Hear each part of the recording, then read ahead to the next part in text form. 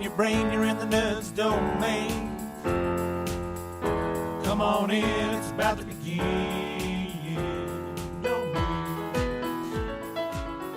Hi, I'm Matt. I'm Jestin. I'm Shirley. And welcome to the Nerds Domain podcast. In this episode, we're doing Nerds Domain on the Criterion Collection, and we've watched The Beauty and the Beast. No, not that one. The 1946 Beauty and the Beast. In these episodes, we take a look at the movie we've chosen from the Criterion Collection and review it. So what is the Criterion Collection?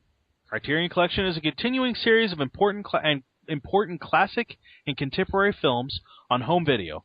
Our editions often feature restored film transfers, commentary tracks, and other supplemental features that the company pioneered when it released its first laserdiscs, Citizen Kane and King Kong, at the end of 1984. Ever since, Criterion has been working closely with filmmakers and scholars to ensure that each film is presented as its maker would want it seen and published in an edition that will deepen the viewer's understanding and appreciation of the art of cinema. So, let's get the basics out there for The Beauty and the Beast from 1946. A young woman takes her father's place as prisoner of a mysterious beast who wishes to marry her. Directed by Jean Cocteau. It's a French movie with subtitles. Subtitles, yes. Yes, it does have subtitles. Someone lied to me. Sorry. Who lied to you? I did. Why? I thought there weren't subtitles. I thought this was in English. I didn't research very well. I guess Good news not. is next one is definitely in English. Really? I'll believe that when I watch it. Hopefully. All right, so here are some people that like the film. Roger Ebert said it's been added to his greatest movie list, calling it one of the most magical films of all time and a fantasy alive with trick shots and astonishing effects, giving us a beast who is lonely like understood like an animal. And then there's some other stuff in there, but we'll skip all that. What did you guys think? I'm so disappointed in Roger. So disappointed in Roger. Aww. Aww. I like films like this.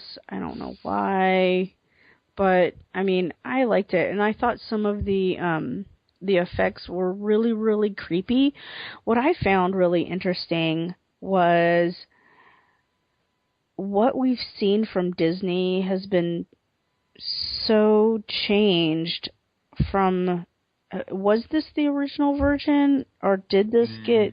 No. Was this taken from the book? It was taken from the book, and there were a few changes. Okay. But not a lot. Yeah. Specifically, I think when the family loses all their money, they move out to the country. Mm-hmm. This one, they're still in town in a townhouse. Yeah. And she had 3 brothers and no sisters. Yeah. Oh, okay. So they changed that a little bit. But when I saw this, at the beginning of the movie, I was thinking, this isn't anything like what I've seen.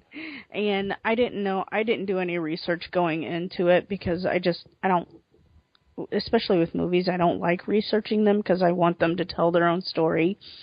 So when the movie started and we got halfway through it, I was just like, this is totally different from any Beauty and the Beast. Well, the Disney Beauty and the Beast, because that's the only one I've ever seen.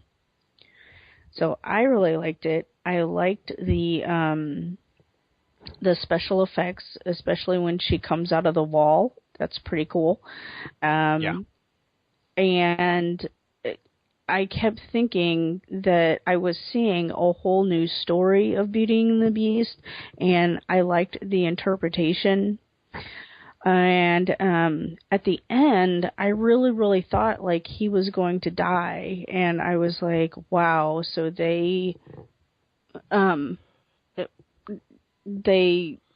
I keep saying Americanized it with the Disney version, and what comes to mind is my dad once said the reason why movies sell as good as they do in America is because Americans like their happy endings. They don't like anything that's off kilter or is going to ruin that, or there's not and the more movies that I watched, I realized that that's the truth. Like, a lot of movies, you rarely see any movies that don't end resolved or semi-happily or something, or so something you like think that. this movie ended happily? The weird thing for me with the ending was, yeah, I think it ended happily. I think because she was taken away to his palace, and her family was brought to her, and they, quote unquote, lived happily ever after. But with the weird thing is I wonder why. I mean, were they just short on actors, or why the Beast took the form of the guy that had previously asked to marry her? Did the magic know that she was really in love with that guy? I don't think she was. I thought it had to do with the arrow was. that At the shot end, him she and said turned she was him to the beast. she loved him. What was that? I thought it was the magic in the arrow that killed him, turned him into the beast, and then turned the beast into him. No. All right, so let's hold on. Back up for just a second. If you remember, her brother and the Avignon, or however you pronounce his name, were going to bust into that little room, and the Beast had said before to her that was Diana's, what was it? Diana's, Pavilion. It started with a P. Pavilion. Oh my gosh. Diana's pavilion, and nobody could go in there, and if anybody did, it would be tragedy. And I want to say he had said it would be the death of me, or it would be the end of me, so hold this close to your heart. And when the two kids, her brother and his friend, broke in, they wanted to get all of the treasure that was in there.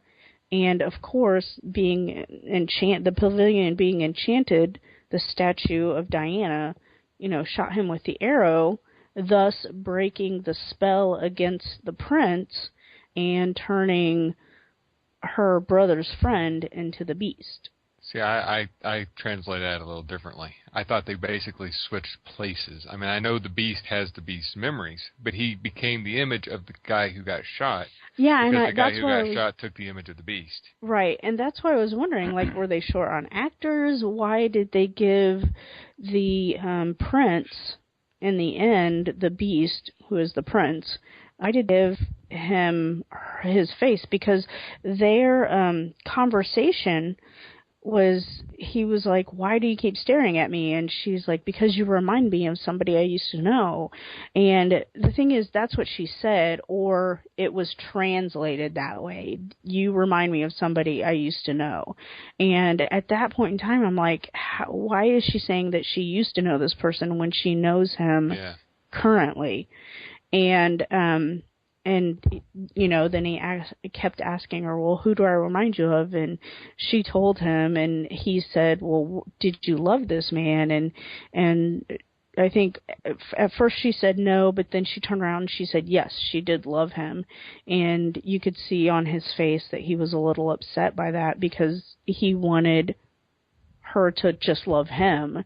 And then she said, but I love the Beast too. And that's when he smiled, and I can't remember like what the next line was, but it was weird that they used the same actor to portray the prince who had been the Beast once he was turned into the... The Beast was played by the same actor. Yeah, I know. The Beast himself, I know that. But even with the makeup on, that was still the same actor as Avignon. Yeah, I know. I mean, I know they chose, but I was wondering like why they chose that for the storyline, because even though she loved him, she loved Avignon, and she loved the Beast, did the magic interpret that love that she had? Did the magic interpret the love that she had for Avignon, and then transfer it to the prince? Because it was an unfulfilled love. Or is it that the Beast was hideous on the outside, and inside he was a good person, and Avignon was pretty on the outside, and inside he was a horrible person? Yeah, he was not very nice. Whoa, He was hold on, let's back scoundrel, up. but he was not horrible. Scoundrel. He got distracted by a large amount of gold. That could happen to anybody. And He convinces Belle's brother to take out a huge loan against her father. Because he had to pay off the debt he had. It was they did it to get more gambling money. Yeah. to win back the money. No, sir. Okay, so stop real quick. Let's go back to the beginning and explain the story just a little bit. Because you both just jumped to the end. So let's try with the idea is that Belle's father, who I don't think gets a name, it's just her father. Yeah. Oh no, it's Adelaide. Yeah, it is. Or no, I'm sorry, you're right. Nope, it's just Belle's father. He is some sort of merchant, loses all of his ships, and because of that, the family ends up poor. He finds out a ship is coming in and goes down to port, and on the way back from finding out that everything's been already taken off the ship and sold, and he doesn't get any of the money, he finds this castle in the woods, and as he's leaving, picks a rose for his daughter. The first thing I have a problem with this movie with is sure, the let's plot go. line there.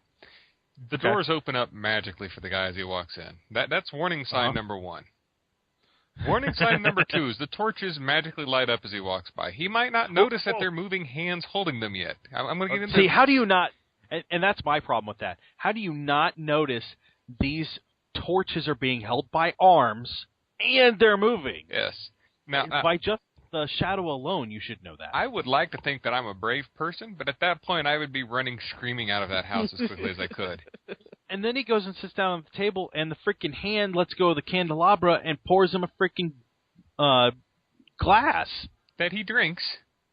I have this in my notes, and I swear to God this is in my notes. If a disembodied hand pours you a drink, you don't drink it. You don't drink it, ever. You put the cup down and you leave. You would think That's you the would. way it works. Yeah, quickly. What happened to the horse? What about the I horse? understand it went into the his stable. He's riding a horse. He shows up at the beast. The horse goes directly into the stable. The stable shuts, and he never sees the horse again. That was the beast meal that day.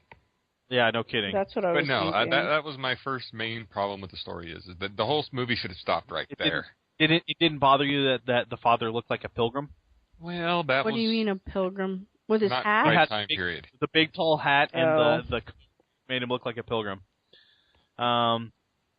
So Belle's father picks a rose for Belle. His other two daughters ask for these ridiculous things, a monkey and something else. Oh, a monkey's never ridiculous. It is in those days in France. So Belle asks for a rose. Her father picks her a rose, and he gets caught by the beast. And essentially the beast says, either you die or you send your daughter. So he goes home. He explains what's going on. He gets sick, and his daughter decides to leave. And she turns herself over to the beast. The beast holds her there and offers her marriage and so on and so forth. And she starts to see... Stockholm Syndrome starts to set in. I have never been a fan of the Beauty and Beast storyline for that very reason. It always comes down to... Stockholm Syndrome? Yeah. Yeah, I can see that, yeah. So, she ends up going back to her family because she finds out through a magic mirror that her father is deathly ill. The beast lets her leave, and then through horrible happenstance, her brother's friend come and try and steal this treasure and kill the beast, and then kill the beast. And then the beast rises up from the dead as Prince Ardent, and her brother's friend is turned into a new beast. Yeah. A dead beast. See it? Yeah, that's right. So I had some problems with the movie. Good. At least I'm not the only one. The subtitles in the very beginning, and then later in the movie when there was more talking again, because there was a lot of quietness in this movie. The subtitles were really rushed, and it was hard to read them all. Yeah. the French talk rather quickly. They do. And then the acting, especially at the very beginning, seemed really forced. The interaction between Avignon and Belle in the upstairs or attic of the house seemed a little weird. The boys carrying the women in their stupid throne chair thing. Oh, yeah. That didn't even seem needed. Yeah, well, other than to show that they were completely spoiled brats. That they seemed a little off and wrong, and the acting and overall just seemed a little forced. But it was a French 19... Like, how did they pull this off? Anyway, I'm sorry. The music was a little loud compared to the voices. Did you guys notice? I know Shirley noticed that. Did you notice that, Jess? Yeah, because I did. we turned it up to hear the voices, and then the music would come through, and then we'd have to turn it down. Yep. It was crazy. Here's what I did like, though. The visuals were awesome. What did you think, Jesse? Those were nice. Very good effects for the era. It'd be good effects in a movie nowadays, even. I mean, yeah. I wouldn't be upset watching that. And the Beast's makeup was really well done. It was clear that the fur on his face was all like laying flat and glued down, but it looked really good and passable. It did, and it reminded me a lot of maybe it's around the same time, but the original Wolfman. Okay. So, because I remember watching that one time and thinking, like, how did they get that to look that way on that guy's face? Especially in that time, now with all of the advancements of technology and face paint and the way they can do makeup and things, I can see it now, in The Hobbit with their feet and stuff like that, and prosthetics. But back in the 50s, 40s, it just surprised me that it looked that natural. Yeah. So Jesse, you didn't care for the movie? I didn't care for the story. I didn't care for the way it was told. The only two characters that I really liked was their brother and his friend. The two bad guys, yeah. They're not really bad. They're bad, but they're not horribly bad. It's not the bad guy from the Disney version, basically. He's not that rough. And Gaston. Yeah, that's it. Which I like him too, but that's a different story. So would you have liked it better were it not Beauty and the Beast? I don't know. If it was told in the same way, I don't know. I think the wrong person died. I would have felt like it would have been a better story if the Beast did not make it. And she wound up finding out that she actually really was in love with the guy who she actually finds out she was in love with far too late. Yeah. No, she doesn't. If you watched, I'm going to say, if you watched the subtitles, it's not that she found out that she loved him too late. She knew that she loved him the whole time. She was just devoted to her father, and that's what she said. And it's sad that it took a kidnapper to break her away from her father to learn that she could care for somebody else. Well, fate has a funny way of doing stuff. And that's what this is all about. It's about fate and destiny and how... Fate. It was more magic. Well, the enchanted palace and the enchanted area, had something to do with that. But I think that it showed her that she didn't have to be a servant to anybody but herself, and she could express her love for whomever she chose to express it. But her brother's friend tried to do the same thing. He was more than willing to take her away from it all. Multiple times he asked her to leave with him. He asked to leave the sisters behind, if nothing else, and take the father. When did he say that he would take the father with him? Well, I might have added that, but that doesn't matter. Okay, yeah. I was like, I didn't see that part. He didn't hate the father, and he liked the brother. The only two people he hated were the sisters. And in my book, everybody in the whole world should hate the two sisters. I cannot see that. Yeah, and I totally agree with you right there. And in the beginning, it reminded me a lot of Ever After and the Cinderella story. Yeah. And I was like, wow, this is a lot like Cinderella. And it caught me off guard because Belle was never a servant. She was devoted to her father, but in the story that I saw through Disney, she was a very educated person that didn't put up with any stuff from anybody. So it kind of just took me aback that she was a very submissive, devoted to her father, but very submissive, and let people basically emotionally abuse her. So that kind of was surprising to me. So Jesse or Shirley, did you like the visuals as well? What did you think of those? Yes, I did. I mean, I thought it was stunning. At times I thought that they were walking through sets, and then I was trying to figure out, because when he came out of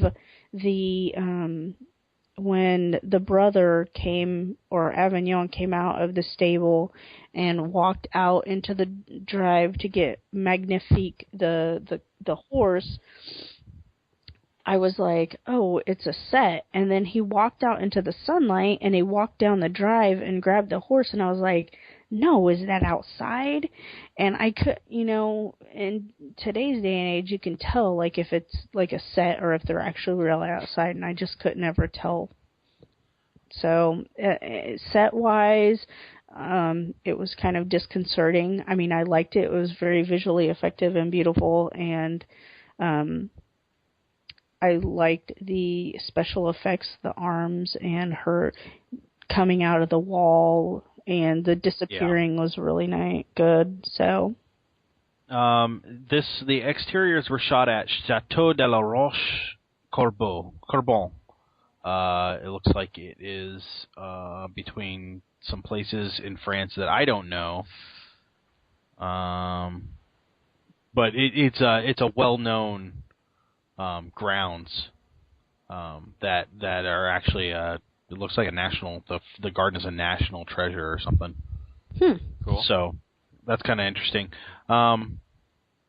So Jesse, did you think the actors did a decent job? The actors were fine in my book. The two sisters might have been a little too good at me disliking them, and apparently the brother's friend was too good at making me like him. Okay. But other than that, most of my arguments and what I dislike is with the script. Okay. So the acting was fine for you, Jesse. What about you, Shirley?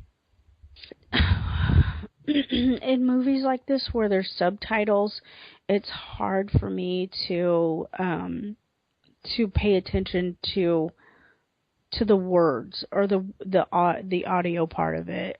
And as I'm reading what they're saying, I hear it, but it's like somebody's reading a book to me. So that's how I feel sometimes when I'm watching a subtitled movie. And so I go off of what they're emotionally showing on their face, because I'm reading the words and I'm seeing what they're saying, but because I'm reading the words, it's like I'm not hearing the words. Does that make sense? Yeah. So as far as the acting goes, the way that I saw them portray the characters, except for a few times, like you said at the beginning, it just seemed a little forced. But other than that, even with the makeup of the Beast on, his eyes just portrayed a lot of that self-inflicted, like doom that he had going on throughout the movie, about him being cursed, and you could read that in his eyes. And most of the time, I thought that the actress that played Belle portrayed the emotions, the range of emotions that they were going through at the time of each scene. So, other than that, I thought all of the acting was pretty good. So, I mean, and Jesse, you said something about the script. I'm not sure what you mean. Could you expound on that? On what was wrong with the script? Are you talking about, what exactly were you talking about?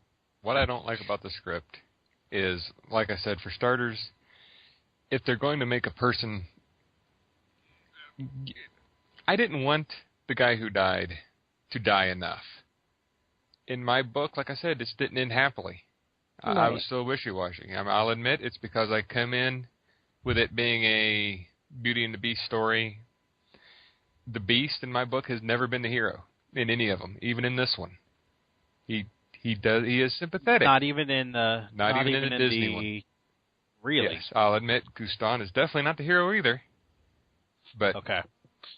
So there is no hero in that one. Except for Belle or whatever her name is. Yeah. But yeah, he's sympathetic. I'll give him that much. But he still is holding her against her will, until she comes around to seeing things his way. I know it's his own fault that he died in the process of going into the pavilion, but I'm not 100% sure the Beast didn't set that up in motion to begin with. So you think he, by some knowing of magic, he knew that...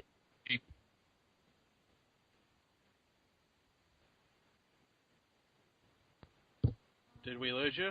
I think we lost Jess. Jesse, did we lose you? You wanted to see. Okay, hold on, back up. She's outside of the house. Hello? Am I here? Can you hear me? We lost you there for a second. Hello? Oh, sorry. Okay, you there now?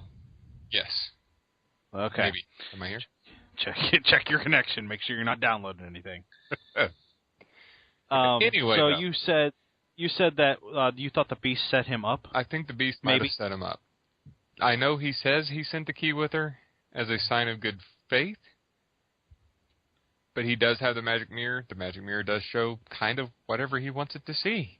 And he sees her a lot, and he would see her interactions with her sisters, and he would know some of them would try to take the key and try to break in there. And I'm still not convinced that the arrow killing the person is not what broke him free from his spell. Okay. So, okay. I guess I see the story a little differently.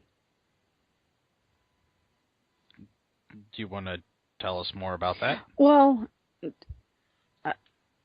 you have all this enchantment and magic going on, and the way that the trees are going through, you kind of wonder in the beginning when the father stumbled across the palace, is there a little foreknowledge? Did he use the mirror, and how did he, if he didn't know about Belle in the beginning, how did he find her? The mirror shows what your heart desires, and his heart desired love. So it brought him... Okay. So I can see that point of view, but I don't know. I think that there's a lot to be said about forgiveness and grace and, true love and the enchantment and magic. It's not... He fell into the curse. Like, he had been cursed with everything the environment that was going on around him. And, you talk about destiny and fate and things like that. I think, Belle was created to come and help him and break that curse. So it wasn't...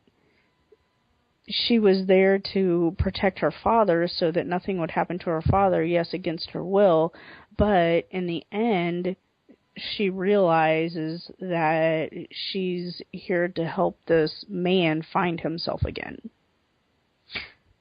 Okay, one more thing. Why at the end, when he becomes human, does he become Superman and can fly off into the distance? He's had magic the whole But time. He's never had flying capabilities the whole time. That we know of. Seems like that's something he would have used a couple of times, like chasing down the deer. He did jump a lot that one time and didn't seem to slow him down. I don't know. I don't. Like, is that he's got teleportation powers. How often originally written into the book? And again, I have no idea. All he had to do from the very start was to basically say, "Hey, look, you marry me, I'll bring your dad in. We can all live happily ever after." And she would have said yes right from the very start, practically. So why did he hold out until he turned into human? The thing is, Diana had cursed him. That's true. That's what he the did have pavilion to. was about. He did have to have the sacrifice before he could become human again. I forgot about that. He was under the curse. There were, boundaries or rules that he had to live by because she didn't come back, and he was actually dying because of that loss of love. And it should also be noted that the Beast was terrified, or was really affected by how he looked, so he didn't want others seeing him. Right. There is that. So I don't. I mean, I can see the whole. You're not supposed to hold people against their will. But I also see that, this is a fictitious magical story where there is destiny and fate playing into the story, and it needed to happen, or the beast was going to remain a beast, or die being a beast. And to help save someone, sometimes sacrifices have to be made. That's it. Okay. Well, so Jesse and Shirley, tell me if I'm getting this read right. You guys both think that the visuals were good, and that the way the story was told by the director was fine. Is that correct? Yes, Shirley? No. Yes. I did not like the way the story was told. Well, no. As far as how the director told it by me, yeah. It was the beauty of the beast. I mean, honestly, it's nothing new. The French was distracting only because they talked so quickly. I loved the Beast because he sounded so animalistic, and I think the actor did a good job of showing that he was an animal. But I don't know. It was slow at points, very, very slow. So slow that you overall, fell asleep I liked one time? Yeah, maybe. I was tired. It was a long day. Overall, I liked it. But Jesse, the directing, the shots that were set up and how they were taken, was that not okay with you? I like the way it was shot. Okay, so as far as the director is concerned, the storytelling the director's is fine. Okay. Is there any other movies that we're going to be watching of his? Cocteau? Yeah. I don't know. Oh. Let's look. It should be noted that Cocteau is like a modern, quote-unquote modern, Renaissance man. This was his first movie, I believe. But he was also a writer, an artist. Like, he did a bunch of stuff. Did he? I'm trying to find his filmography. There we go. No, I don't think so.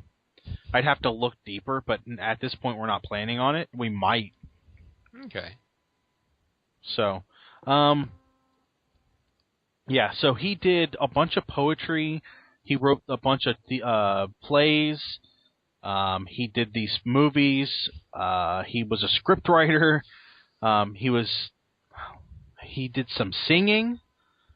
He was like all over the place. He's a big artist.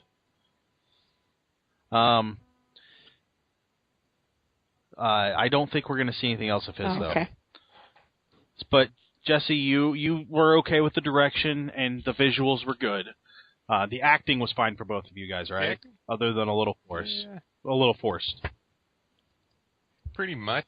Yeah, I like the acting. Okay. What did you? But Jesse, you think that the story of the Beauty and the Beast is just too much, and you're tired of seeing it? It's not that I was tired of seeing it. I disliked it the first time I seen it. Okay. And Shirley, you're fine with the story. You love this story.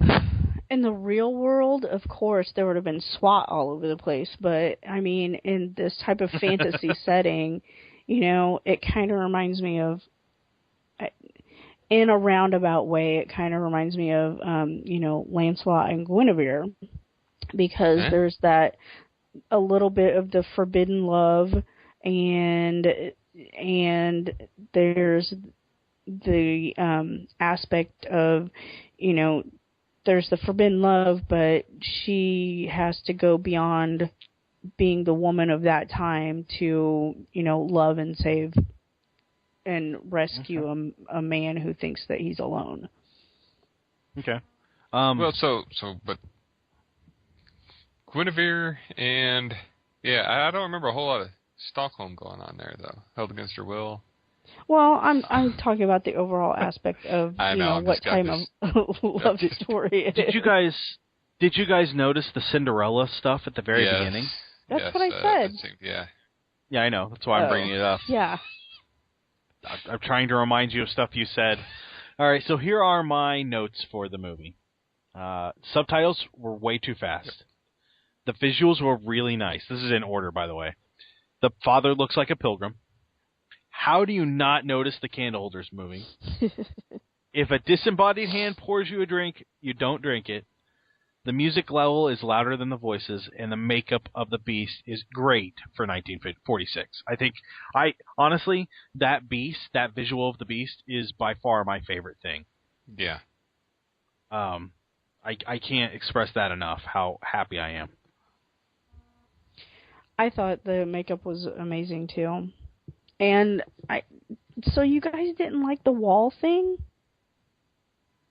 Yeah. Oh, no, I forgot about that. The wall thing was amazing. Yes, I can easily tell why this movie is in the Criterion Collection or whatever. Criterion. Criterion, that's it. Dang it, Jesse. Criterion I was like, there's going to be dinosaurs. Oh. Well, I can see why this movie was in the collection of movies that we happen to be reviewing. It's just definitely not what I would watch typically. Yeah. Okay. So let's give it a rating. Shirley. Out of 5. Out of 5, 3.5. Okay. Jesse. 2. 2 out of 5. I'd give it a solid 3, 3.25. Honestly.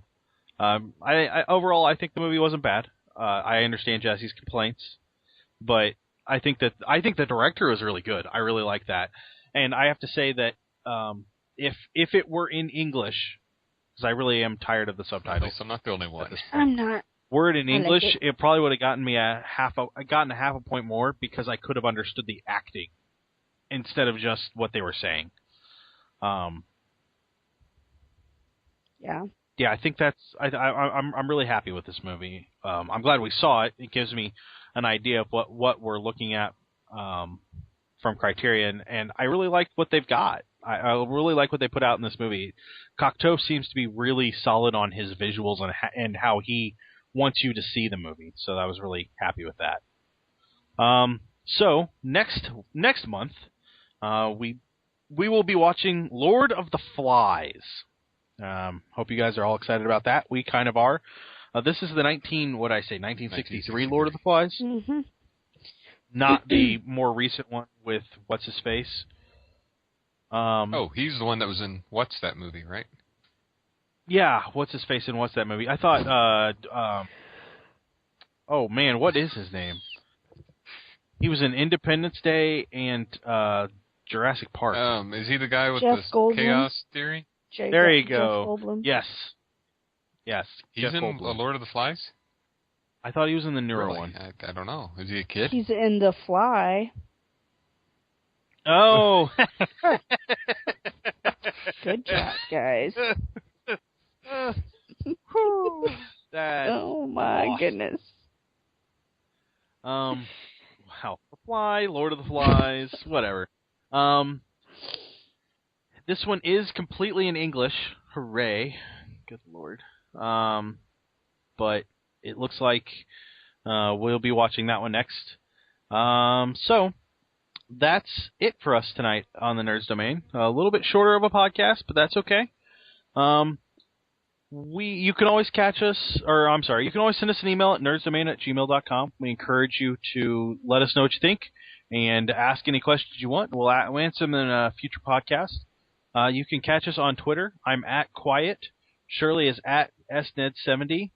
Jestin is at J_Kimmett. Or you can follow our website at nerdsdomain.